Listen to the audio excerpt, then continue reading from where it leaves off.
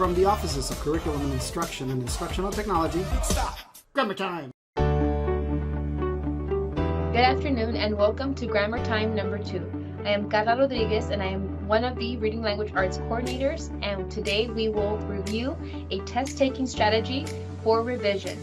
The TEAC that we will be focusing on is developing an engaging idea with relevant details.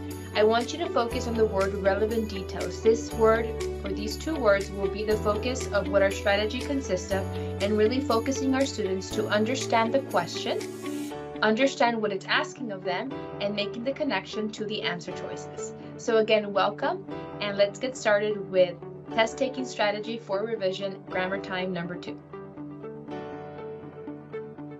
Today we'll be taking a look at the Reading Language Arts Assessed Curriculum. The reason I like looking at this is because the Reading Language Arts Assessed Curriculum is like our Bible. This really gives us an idea of what the state is asking for our students to do, which gives us, the educators, an idea as well as the blueprint to guide us, our thinking and our planning as far as what we expect our students to get out of our lessons.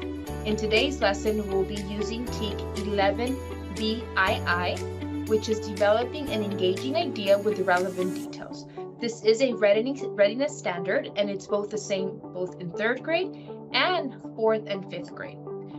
This TEAC falls under the developed drafts into a focused, structured, and coherent piece of writing, which is 11B. All this has to do with structured writing, making sense of what is being discussed, as well as keeping the details, the relevant details, relevant, and keeping all that information into a topic or a subject or having to do with what is being said. So the assessed curriculum is a great tool for us to use to really understand and have an idea of what it is that the state is asking us for us to do and how we can help our students. So I want you to reflect on, as we read the TEACs that we are working on today, developing an engaging idea with relevant details. After observing the way the question is being asked, what misconceptions have you noticed students have when addressing these type of questions? So the question reads, which sentence should Julie add after sentence 17 to best support the ideas in the 4th paragraph? Vanessa piensa que incluyó una oración que no es necesaria en el segundo párrafo. ¿Qué oración debe eliminar de este párrafo?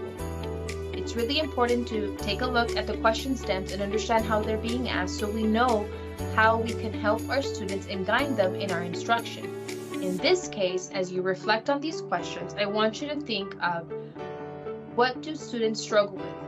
What might they not understand in these questions?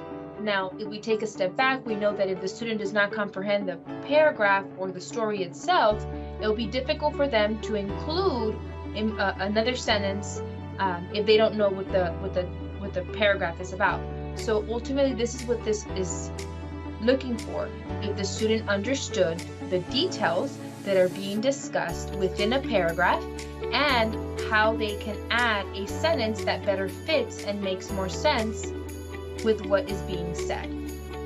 Take a moment to reflect on that and really think about what it is students struggle with and how we can better assist them with that.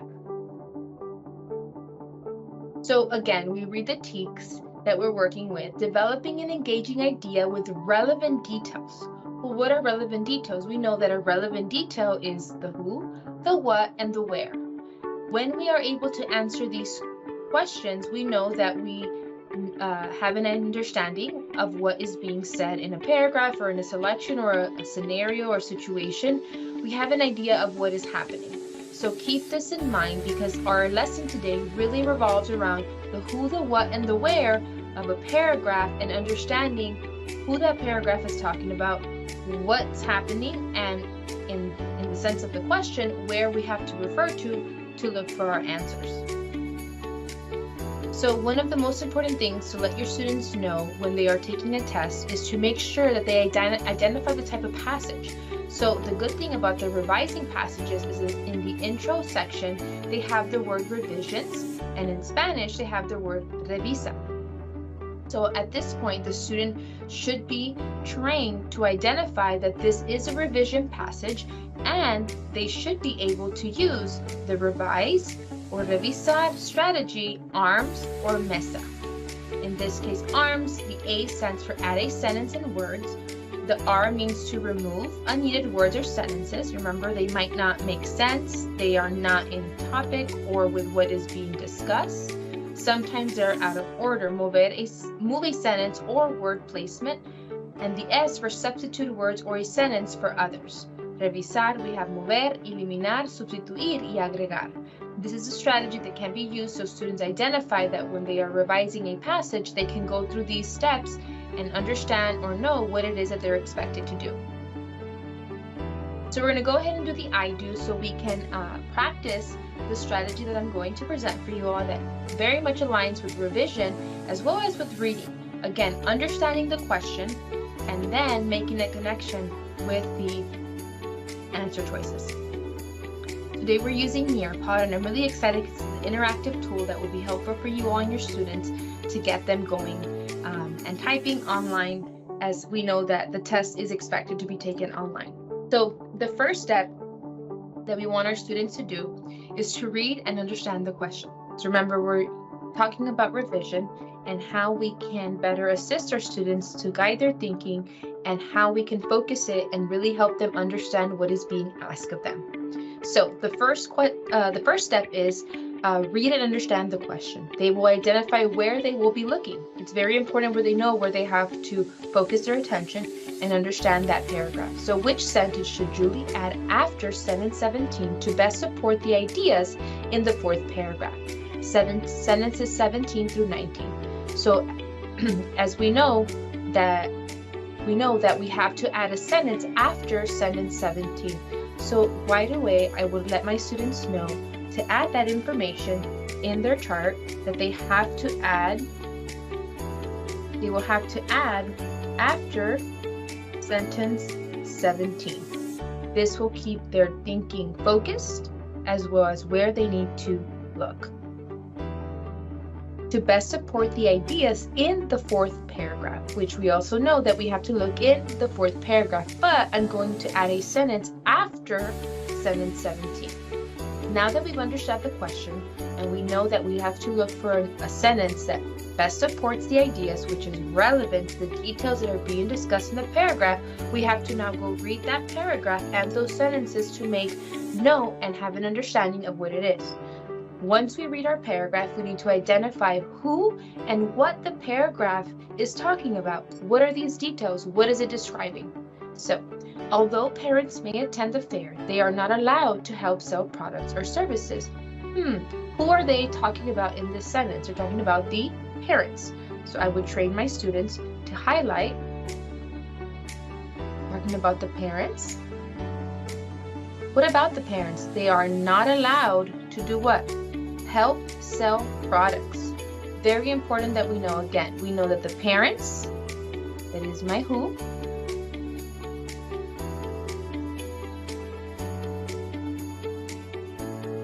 that's who it's talking about. What about those parents? Well, they're not allowed to help.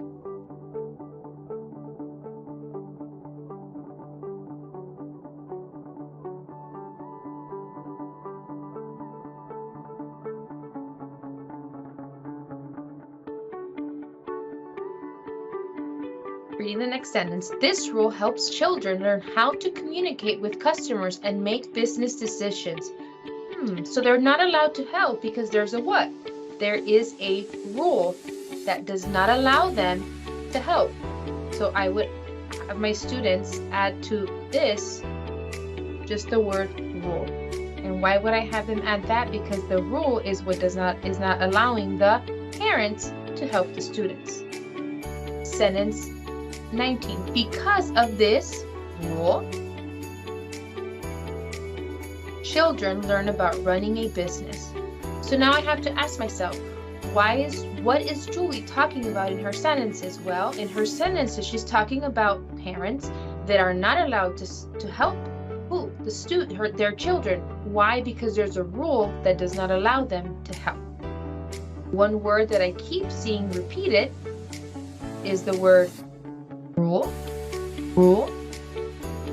and that parents are what? Not allowed to help. So now we have an understanding. We go on to the next section, which is really breaking down the answer choices. We now know that, and if you would like, you can have your children do it again. We know that it talks about parents, the rule, not allowed to help because of the rule.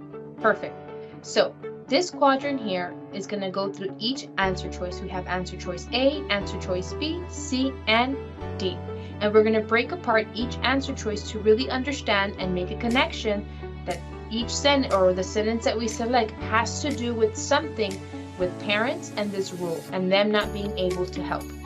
On the left-hand side of my quadrant, I have the word revision and the word arms, or the acronym ARMS, and I have editing and the acronym CUPS. In this one, I know that I'm going to do revision.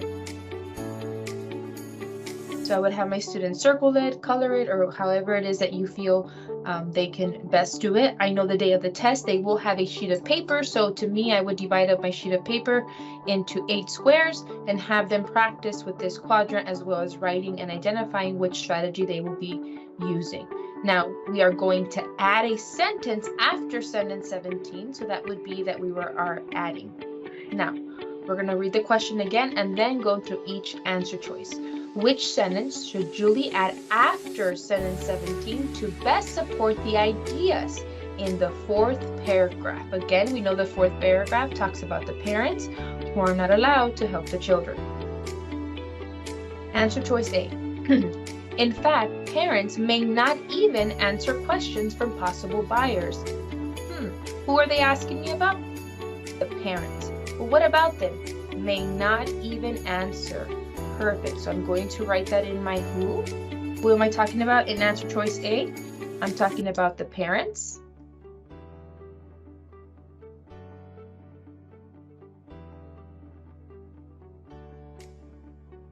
And what about them? They are not allowed. They may not answer a question. Make the connection. Where did we see this? Well, we know that in the paragraph that we read, the parents were not able to help. Why? Because of a rule. So does this have something in common? It has something, but I'm going to make sure it's the best answer. Answer choice 2. I'm going to put a question mark here. Answer choice number 2. However, answer choice B. However, parents do enjoy watching their children spend time with their peers. So I know that it's talking about parents and that they enjoy watching their children. Who is it talking about? It's talking about parents.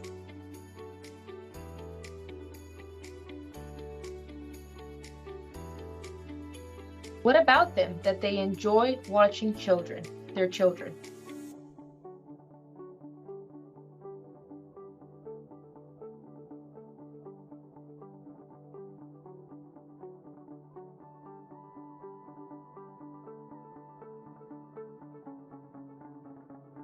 Well, I know that the paragraph talked about parents, but it's talk about them enjoying watching their children, that they love being part of this.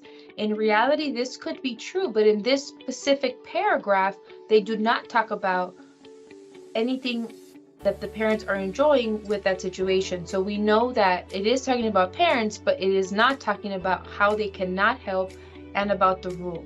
So I'm going to put an X. Answer choice C. But there are many other ways that parents can support their children at the fair. Who are we talking about? Parents. What about them? Support their children. So who? Parents.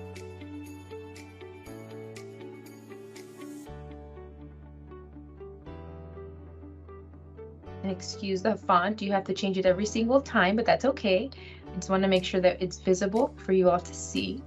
So it's talking about the parents, and what about them? That they support their children, which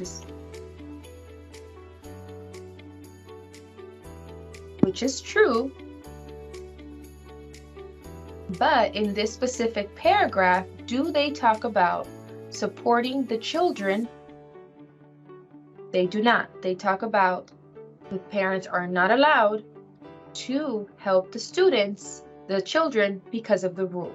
That would not be an answer. Answer choice D. After all, a parent could charge a customer the wrong price for a product. So who are they talking about? A parent. And what about it? Charge a customer the wrong price for the product. I'm not going to put all of that. I'm going to put who? Parent. What about the parent? Charge wrong price. That's what I'm going to put. And I know this is sometimes where it can get a little tricky because students don't know or want to put everything, but we going through this process and training them and focusing on the who and the what, the subject of the sentence. Hopefully with time they will develop what's the most important or what it is that the sentence is asking. So in this case, we said it was the parents and that they charge the wrong price. Charge wrong price. So again, we go back to our previous slides or the who and the what of our paragraph. Remember, parents, and what about the parents? They're not allowed to help because of the rule. The only one that talks about parents and not being able to help, they may not answer a question, means that they're not able to help. The best answer that would go in the best sentence and the best answer for this paragraph would be answer choice A, because it talks about, in fact, parents may not even answer questions from possible buyers. I would have my students read it and tell them you're going to insert after sentence 17. I'll make a dot there so we know where we're going to read it. And let's see if it makes sense. Although parents may attend the fair, they are not allowed to help sell products or services. However, the answer is A. In fact, parents may not even answer questions from possible buyers. This rule helps children learn how to communicate with customers and make business decisions. So yes, in those three sentences consecutively, we talk about the parents. They're not allowed. Why? Because of the rule, and that they cannot help answer the question. So in this case, the answer would be A. I am following the I do, we do, you do model. And why is this? Because we want to help our students go through this process. We teach them once, we review it with them, and then we want to see if what we have taught them has made an impact and or they have caught along with what is being said. So now it would be the we do. You would encourage your students to do this together. Make sure you have your highlighter, make sure we're circling, we're reading, and we're really paying attention and keep focused on what the question is asking us. So in this question, remember the first step is to read and understand the question. We have to identify where you will be looking. The question reads, which sentence would best follow and support sentence 23? Well, I know that in order for it to support the sentence, the details have to be relevant. It has to be with what those sentences around it are talking about, similar topics or ideas, and we have to find one that matches that. And in order for that to happen, we have to identify who and what and where we will be looking. So the second step is to read the paragraph and sentences and identify who and what the paragraph is talking about. So I know I have to add after sentence 23. I would have my students identify. It would have to be after sentence 23. So it's always important, and I always would tell my students to read the sentence before to help them get an idea of what needs to, go in there. So we finished looking at Old Faithful and then started searching for some wildlife to photograph. Fortunately, many animals were out. This was my favorite part. I had never seen so many wild animals before.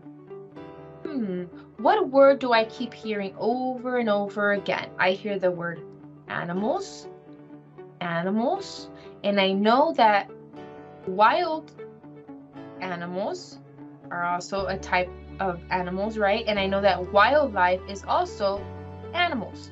So I keep hearing the word animals. So I know something in this sentence has to do with animals. Well, sentence 22, we finished looking at Old Faithful and then started searching for some wildlife to photograph. Well, who is this sentence talking about? Who? We. Maybe it's a group of students, people, tourists, right? We. So I would put that in my analysis box. So it's we.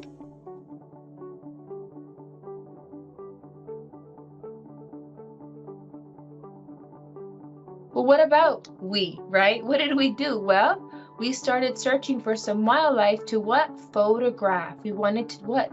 Boys and girls, what do we know?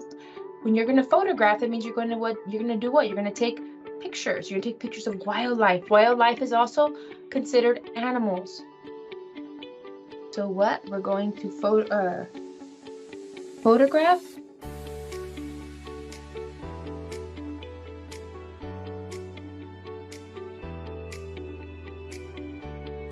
Photograph wildlife.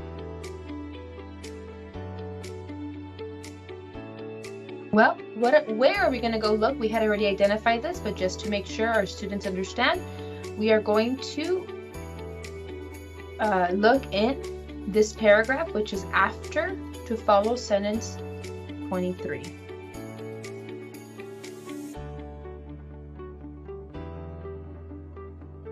And if you notice, I should have put after sentence 23. So what do you ask yourself? And I said this earlier, what words do you keep hearing that are being repeated? I heard the word wildlife, which are also animals. I heard photograph, and I heard that we or I or a group of people were going to do something which were photograph the wildlife, which are considered animals. Now we go into our quadrant. We read our question again. Which sentence would best follow and support sentence 23?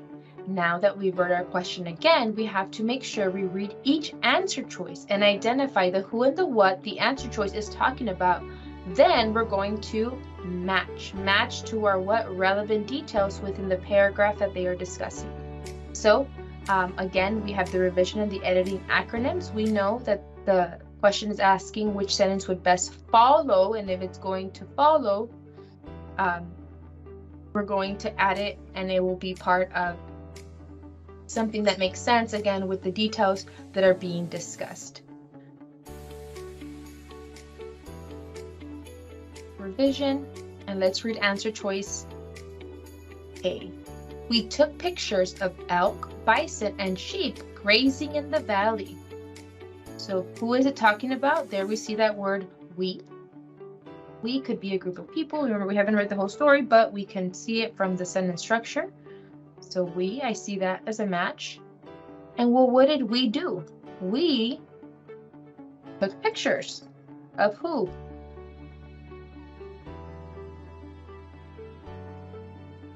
Of elk, bison, and sheep. These are what, boys and girls? We consider these different types of animals, which are also called or a part of the wildlife family, right? Does this sound like something that we talked about? We finished looking at Old Faithful and then started searching for some wildlife to photograph. The next sentence is to follow would be, fortunately, many animals were out. Well, which animals? Elk, bison, sheep.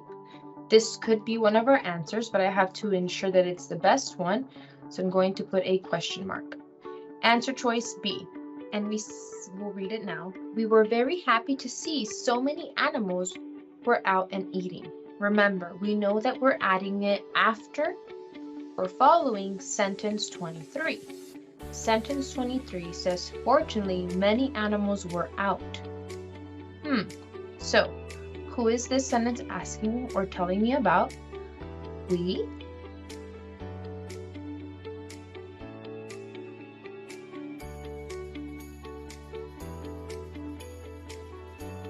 And what is it telling me? The animals were out eating.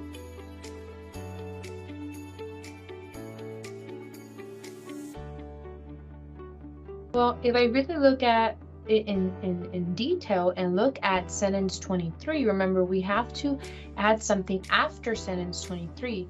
Sentence 23 talks about the animals, but they were out. So if answer choice B, this would talk about animals being out again. So that would be repeated information. So at this point, this would probably not be my best answer because again, we would be repeating information. And that's not something that is a clear piece of writing. So I don't think this is the best answer. Answer choice C. Earlier, we had seen a powerful waterfall crashing over a cliff. Who was it telling us about? We, whether again it was a group of students or the tourist. What about we? What did they do? What happened? They saw they had seen a powerful waterfall crashing over a cliff. I'm just gonna put waterfall. Are we talking about a waterfall in these sentences? We know we were talking about the wildlife, which are animals, and we know that they were taking pictures of them while they were out. So a waterfall isn't really relevant with the details that this paragraph and these sentences are talking about. So I'm going to put an X on this answer choice. Answer choice D. The park was full of excited visitors from many places that day. So who are we talking about? Those excited visitors.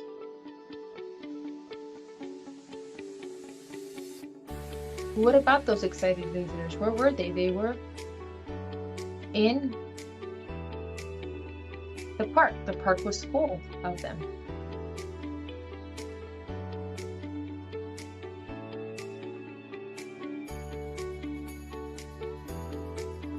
So again, are we talking in this answer choice, does that connect to the details that are being discussed in this paragraph? No, we know that in the paragraph and in those sentences, again, it's talking about the wildlife, the animals, and that they're being photographed. So that has nothing to do with those details. So the only one that has something to do with those details is A, because it talks about we, the tourists, the people that are in this paragraph, and how they took pictures of the elk, the bison, and the sheep.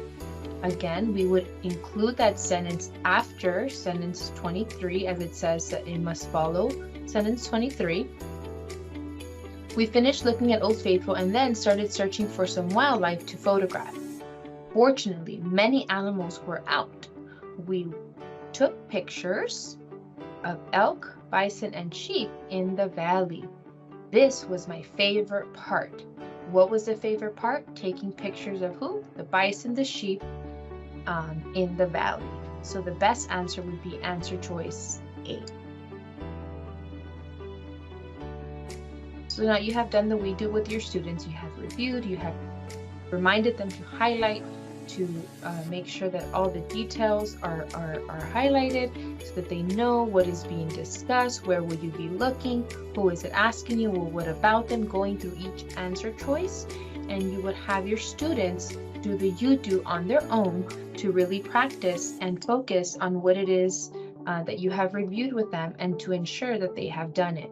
The great thing about Nearpod is that you're able to receive a copy of the student work. So if you leave this as an independent center or as something that they will complete, you will get a copy of this under the teacher mode. So make sure that you do check this out if Nearpod is something that you're using to get the reports from the students, and this is a way we can give them a grade or just really give them feedback as far as what's still missing. Holding them accountable to really highlight and focus and write down what it is that the question is asking. So on the you do, you would focus on that as well. For time purposes, I will move along this one, but again, you would follow the same structure. You read and understand the question. You identify where you're going to go look. Once you have done that, you read the sentences or the sentence or the sentences and identify the who and the what of it. and sometimes of that paragraph, so you know what it is that they're asking you, as well as asking yourself, what words do I keep seeing repeated? What do I keep hearing? What do these details tell me? And how do they stay relevant to whatever it is that they're asking me? Seguiremos nuestra presentación con la misma destreza, pero en español, y esta destreza lee desarrollar una idea interesante con detalles relevantes. O vemos que es lo mismo, el mismo concepto, saber que los detalles de lo que se está hablando en ese párrafo o en esas oraciones tenga que ver con lo que te están pidiendo que se haga. Empezamos con el yo hago y leemos la primera parte o el primer paso que debemos hacer es leer y entender la pregunta. Tengo que identificar dónde voy a buscar. Jorge quiere conectar mejor las ideas entre el 8º párrafo al 9º párrafo. ¿Qué oración debería añadir Jorge en el 9º párrafo? Que es antes de la oración 17. Sabemos que tenemos que conectar mejor las ideas, sabemos que los detalles tienen que ser relevantes y esta oración que vamos a agregar va a ser una oración que conecte las ideas y tenga que ver y sea relevante con lo que se está hablando. Sabemos que tenemos que mejorar las ideas del párrafo 9º, oración 16, antes de la oración 17, o entre esas dos, ¿verdad? Aquí estoy señalando que después de la 16 y antes de la 17, aquí donde está este símbolo del sol, ¿verdad? Queremos ver dónde voy a buscar o dónde vamos a poner. Sería después, o en este caso, después de la 16 y antes de la 17 de la oración 17. Y ahora voy a leer sobre el párrafo para ver qué es lo que me está diciendo y de qué se tratan esos detalles. Es todo lo que traje, dijo Marcos. Kevin, dijo Marcos. Kevin se encogió de hombros. Espero que tengas todo lo que necesites. Vemos que aquí vamos a agregar. El parque era increíble, con las montañas de fondo y las tiendas de campaña alrededor de un lago azul y cristalino. Sabemos que aquí algo pasó y brincó cuando llegamos a la siguiente oración. Tenemos que ver qué oración conecta de esto aquí. ¿De quién nos está hablando? Sabemos que Marcos dijo algo. Es todo lo que traje. Y Kevin le dice, bueno, espero y tengas todo lo que necesites. Estamos hablando de quién, de Kevin y de Marcos.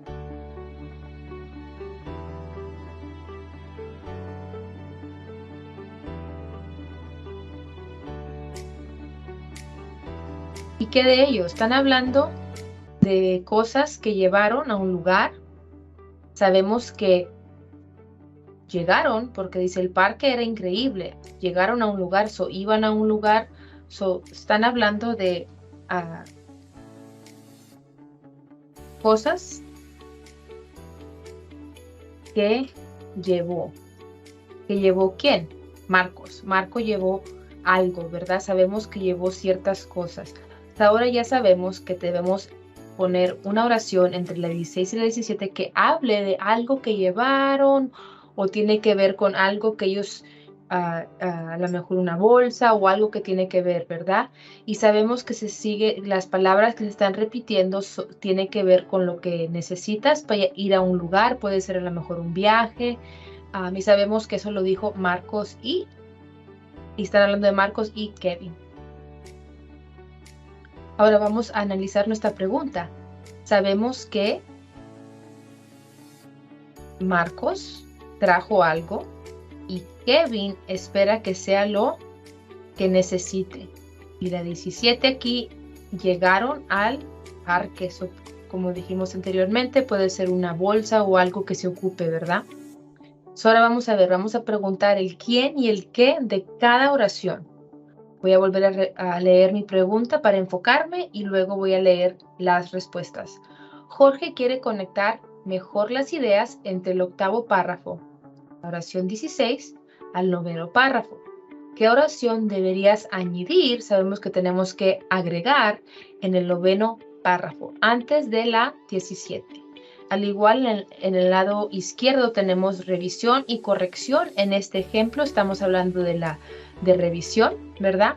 Y vamos a añadir, vamos a agregar una oración que tenga que ver con los detalles relevantes. So, vamos a ver nuestras respuestas. La primera, por supuesto que sí, respondió Marcos.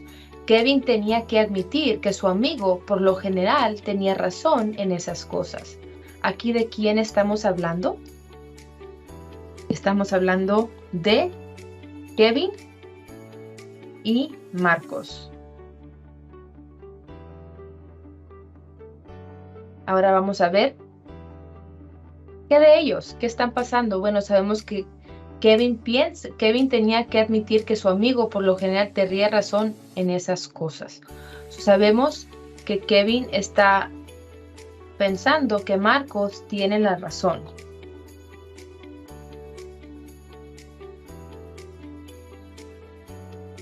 Perdón por los... Sabemos que Marcos tiene razón.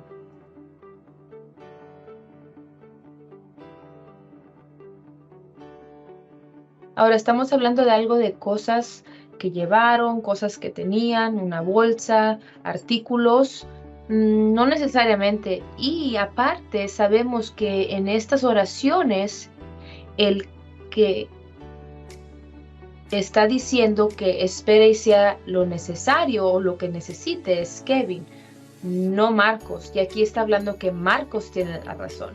So, en realidad eso no va con lo que se está discutiendo en esas oraciones. So, por esa razón no es la mejor respuesta. Vamos a ver la B. En ese momento la mamá de Marcos se estacionó en la entrada, le dio una mochila, le guiñó un ojo y se fue. ¿De quién estamos hablando aquí? ¿La mamá de quién? De Marcos.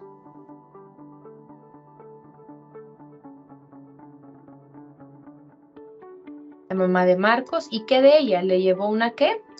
Su mochila. Ahora, podemos pensar que una mochila es algo donde puedas echar cosas para un viaje, pero en estas oraciones en las que estamos hablando tenemos que añadir. ¿Se habla de la mamá de Marcos? No.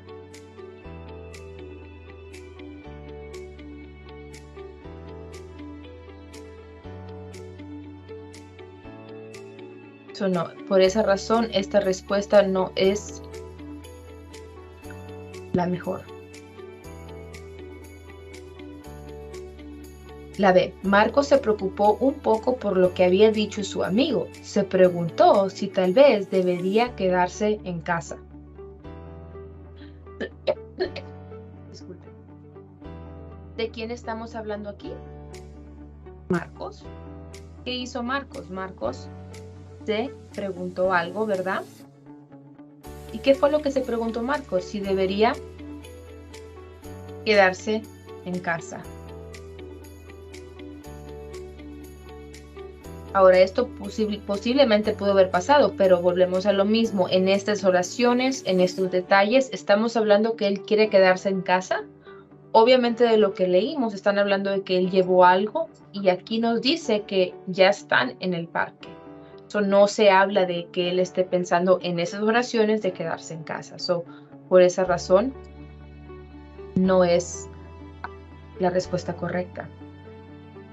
La D. Subieron todo al carro y manejaron durante casi 2 horas. Finalmente, el papá de Kevin anunció, llegamos. Aquí, ¿de quién están hablando? Bueno, nos dice que el papá anunció que iban llegando. No menciona el nombre de Kevin y Marcos, pero sabemos que Kevin y Marcos se subieron a este carro porque que iban, ¿verdad? Porque luego nos dice que el parque era increíble. So, ahí va el papá, Kevin y Marcos.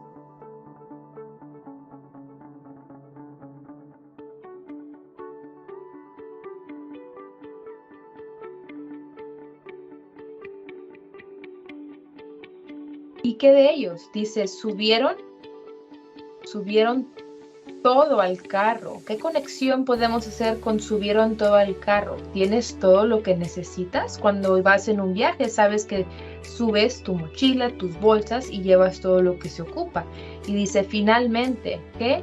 Llegamos. ¿Llegamos dónde? Al parque. Aquí nos da esa clave que llegaron, que subieron todo al carro, ¿verdad? Y cuando subes todo, subes una maleta o una bolsa y esperas que llevas todo lo que se ocupa. Las palabras claves ahí fueron subieron todo y llegaron.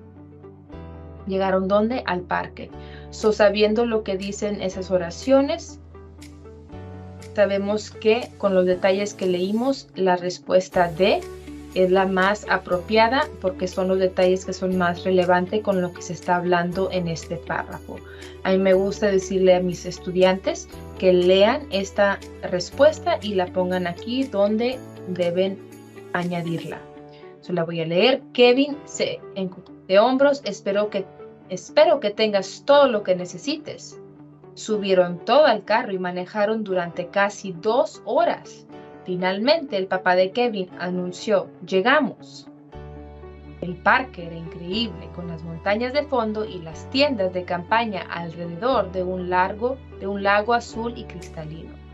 Esos detalles van en orden. Sabemos que estaban hablando de algo que ocupaban, lo subieron al carro, manejaron y llegaron a un lugar. Por esa razón, la respuesta correcta y con los detalles más relevantes es la D.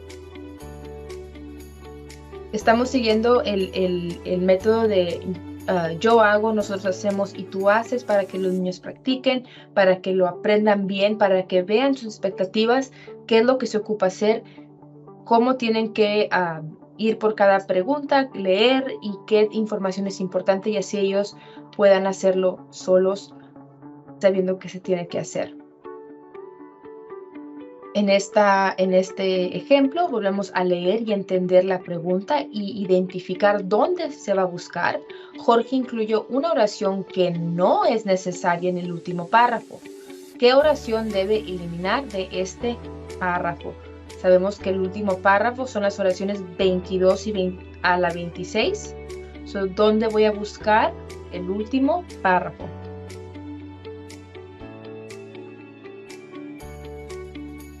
Ay, disculpen que no están los acentos, pero sí la palabra es párrafo, lleva acento en la A. Ahora vamos a leer nuestro texto y las oraciones y a ver qué palabras se repiten. Vamos a preguntar de qué se habla, de qué son los detalles y cómo son relevantes hacia una oración a la otra para ver de qué se está hablando. La cosa número 2 que debemos hacer es leer el párrafo o las oraciones. Identifica de quién y qué se trata el párrafo o oraciones. Sabemos que tenemos que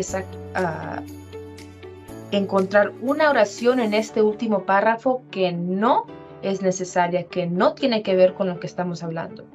De la de 22 a la 26. Vamos a leer para identificar de qué y quién nos está hablando. Voy a usar el highlighter para identificar esas palabras. Marcos nunca imaginó que un día pudiera pasar tan rápido. ¿De quién estamos hablando? De Marcos. ¿Qué de él? Que el día pasó tan rápido. Antes de darse cuenta, la fogata se estaba extinguiendo. ¿Quién se estaba dando cuenta? Sabemos que esto habla de Marcos. Él se da cuenta de ¿qué? Que se estaba extinguiendo la fogata, que significa se estaba apagando, ya había estado todo el día, y ahora ya es de noche, ya se está acabando, ¿verdad? Tener agua para la fogata es importante. Aquí que se ve el agua. No hemos hablado del agua porque la fogata ya se había terminado, no sé si sea importante para la fogata, pero vamos a ver. Era hora de acostarse, pero a Marcos no le importó. ¿De quién hablo? De Marcos. Es hora de acostarse, significa que ya es tarde. Sabemos que el día ya pasó rápido. El ejercicio y la luz del sol lo habían dejado relajado y somnoliento. Lo me dice que se refiere a quién, a Marcos, y que de él que estaba relajado y somnoliento. ¿Por qué? Porque ya era tarde, porque había pasado un día largo, porque había hecho muchas cosas durante el día. ¿De quién, perdón, me está hablando este párrafo? Este párrafo me está hablando de Marcos.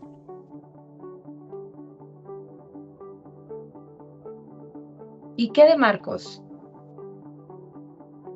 Sabe que ya pasó un día largo y está relajado.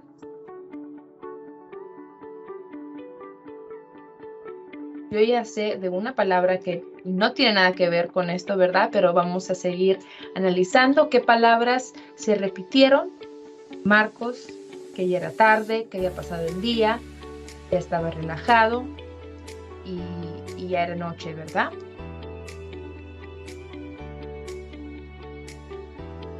Ahora aquí, después de haber identificado que Marcos pasó un día largo, antes de darse cuenta se estaba extinguiendo, que significa que ya había pasado tiempo, era hora de acostarse, que ya significa que era tarde y él no le importó a él que él estaba relajado. La única que no muy bien aquí tiene que ver es una palabra que es esta, pero vamos a ver. La oración 22. ¿De quién me está preguntando? La oración 22 dice, Marcos nunca imaginó que un día pudiera pasar tan rápido. ¿De quién habla? Me está hablando de Marcos. ¿Y qué de Marcos? Sabe que pasó un día largo. ¿Ok?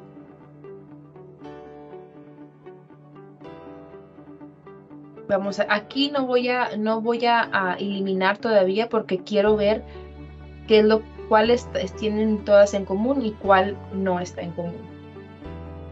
La oración 23, antes de darse cuenta, la fogata se estaba extinguiendo. ¿Quién se dio cuenta? Marcos.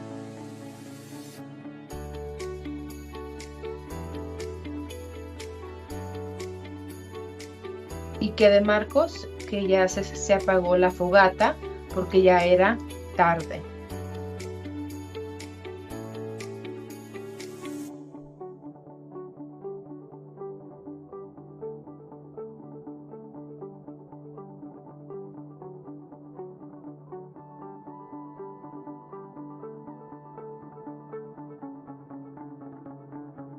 La respuesta, la oración 24.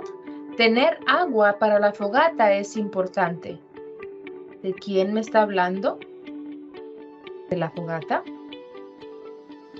¿Y qué de la fogata? Que se ocupa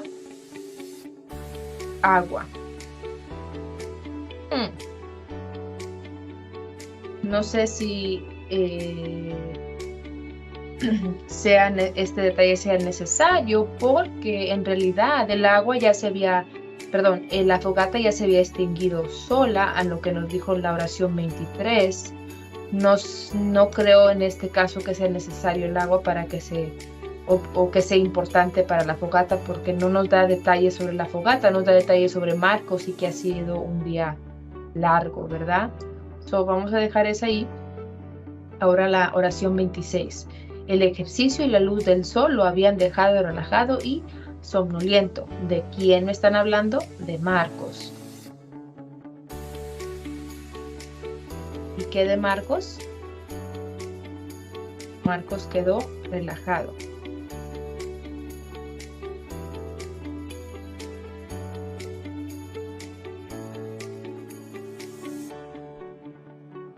Ahora, viendo aquí, veo que en la respuesta A habla de Marcos, la B de Marcos y la D de Marcos. La única que no habla de Marcos y teniendo que ver con algo de su día largo es la respuesta C. Porque volvemos a leer que no es necesaria ¿verdad? En este párrafo, porque estos detalles no son relevantes a lo que se está hablando. So, la respuesta aquí es la oración 24, que es la letra C. Por cuestión de tiempo no voy a repasar la última, que es tú haces, ¿verdad? Sí la voy a enseñar por si la quieren hacer y pueden practicar, pero el mismo concepto, leemos y entendemos la pregunta, leemos el párrafo y las oraciones, determinamos de quién y de qué se está hablando, qué dicen los detalles, qué son relevantes, ¿verdad? Y te preguntas a ti mismo de qué se trata, qué palabras escucho y vuelvo a escuchar y qué tiene que ver, ¿verdad? Hacemos un sentido de esto. Sabemos que se vuelve el proceso a ir por cada oración para ver qué es la respuesta, ¿verdad? En este caso, este ejemplo va a ser de que no es necesaria, una de ellas no tiene nada que ver con las demás y 3 de ellas tienen que ver con lo mismo, ¿verdad?